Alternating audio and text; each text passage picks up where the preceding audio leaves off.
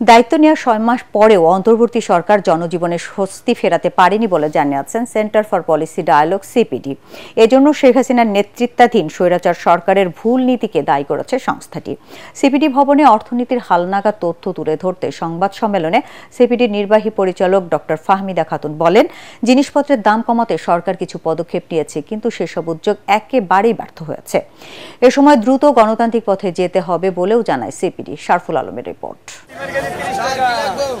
ভরা মৌসুমে চড়া নিত্যপণ্যের বাজার, সবজির দাম কিছুটা সহনীয় থাকলেও বেশিরভাগ পণ্যই অতিরিক্ত দামে কিনতে হচ্ছে ভোক্তাদের।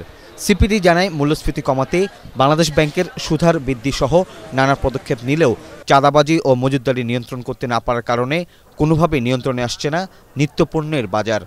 তাদের মতে, অন্তর্বর্তীকালীন সরকার যদি সাহসী এবং জরুরি পদক্ষেপ না নেয় তাহলে মূল্যবৃদ্ধির লাগাম টানা কঠিন হয়ে পড়বে।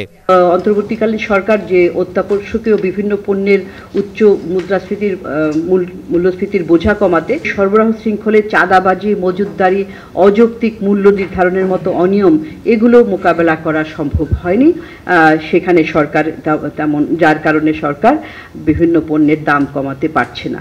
মধ্যস্বত্বভোগী এবং যোগ সাজসের মাধ্যমে যারা দাম বৃদ্ধি করে তাদের বিরুদ্ধে শূন্য সহনশীলতা নীতি, প্রতিযোগিতা আইন 2012 এটাকে সংশোধন করা, সাধারণ মানুষের দৈনন্দিন জীবনের চ্যালেঞ্জ মোকাবেলা করা, যাতে তারা অর্থনৈতিক ধাক্কাটা থেকে পুনরুদ্ধারের জন্য কিছুটা অবকাশ পায়। সেমিনারে চলতি অর্থবছরে 6 মাসে 45.1% হারে রাজস্ব আদায় করতে হবে সরকারকে, যা অসম্ভব বলে মনে করে সিপিডি। পরিবর্তিত সময়ে যে সুযোগ এসেছে তাকে কাজে লাগাতে পারেনি অন্তর্বর্তীকালীন সরকার বলেও মনে করে সংস্থাটি। সাধারণ মানুষের জীবনযাত্রা চিন্তা না করে শুল্ক বৃদ্ধিতে আইএমএফের চাপ গ্রহণযোগ্য নয় বলেও মত দেন তারা।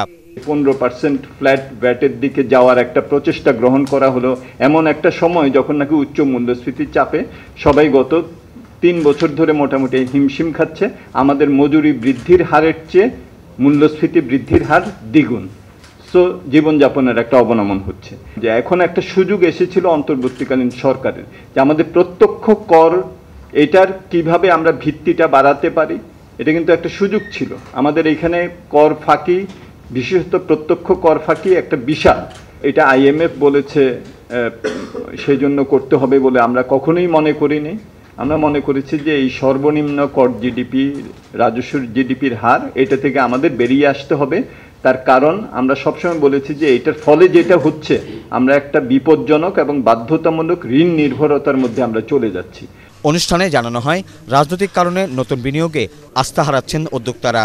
সিপিডির মতে, দুষ্টচক্রে আবদ্ধ বিদ্যুৎ ও জ্বালানি খাত, ব্যাংকিং খাতের দুর্বলতা কমাতে রুগ্ন ব্যাংকগুলোকে একীভূত করার পরামর্শ দিয়েছে সিপিডি। শারফুল আলম, এটিএন বাংলা, ঢাকা।